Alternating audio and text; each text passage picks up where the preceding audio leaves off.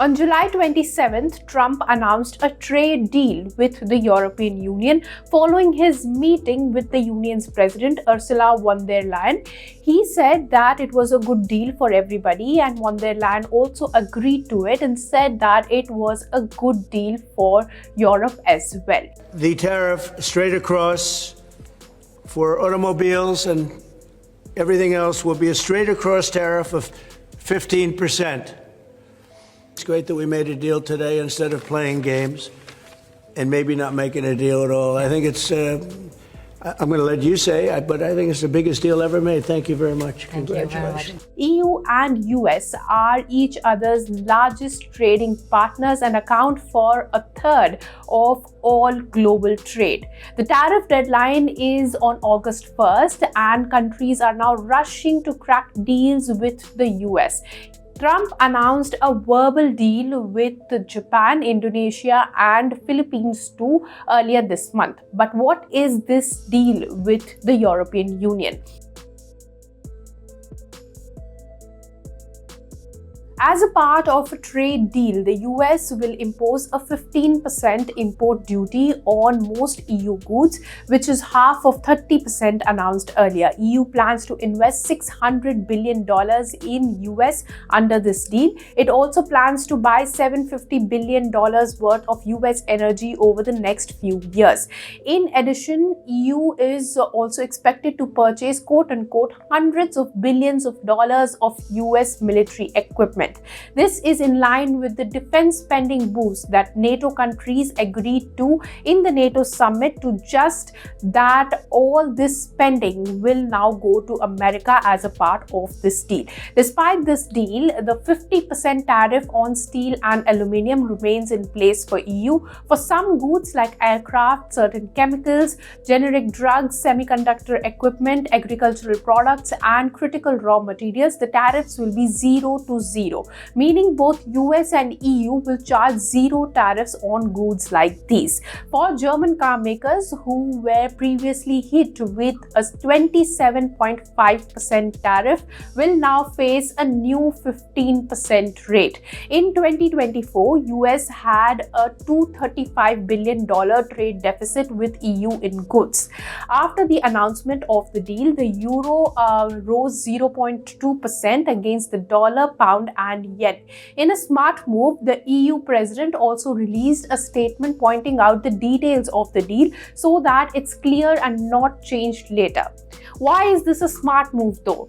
Well, all of these deals are verbal, meaning no signatures, no contracts, just Trump's word, which are hard to trust because he can go back on his words anytime like he has done previously.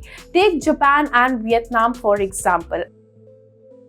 As per GTRI report, there is a contradiction of understanding in recently agreed upon trade deals between the US and Vietnam and the US and Japan. As per the Japanese government statement, Japan will invest $550 billion, which includes a mix of equity, loans and guarantees from state-backed institutions, not a lump sum investment. While Trump says that 90% of the profits will be remaining in America from this investment. While Trump said that Japan will open its markets to the US agricultural exports, including rice, Japan says that this limitation is restricted to procurement under the existing minimum access scheme that only applies depending on domestic demand and supply conditions. So Japan says that if there is no market demand or no market need,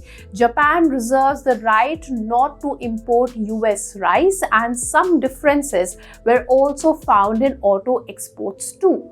With Vietnam too, there were significant differences in statements from Trump and the Vietnamese government. So all these deals, a part of the 90 deals in 90 days campaign of Trump's, which is far from achieved, are confusing.